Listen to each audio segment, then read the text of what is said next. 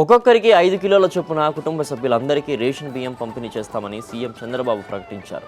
కుటుంబానికి 20 కిలోల బియ్యం పంపిణీ చేసేలా ప్రస్తుతం ఉన్న నిబంధనలను ఎత్తేస్తామని చెప్పారు. కర్నూలులో సామాజిక సాధికారత కమిషన్ను చంద్రబాబు ప్రారంభించారు. పోస్టాఫీసులకు వెళ్లలేని వృద్ధులకు ఇంటి వద్దే పింఛన్ ఇస్తామని, వేలిముద్రలు పడలేని స్థితి ఉంటే ఐరిస్ ద్వారా పింఛన్ ఇస్తామని చెప్పారు. సామాజిక సాధికారత పథకాన్ని 9 ప్రభుత్వ శాఖల సమన్వయంతో అమలు చేస్తామన్నారు. ఈ పథకం ద్వారా ప్రసూతి, పిల్లల మరణాలతో పాటు చదువుకునే వయసున్న పిల్లలను బడికి పంపించడం వంటి కార్యక్రమాలను అమలు చేస్తామన్నారు.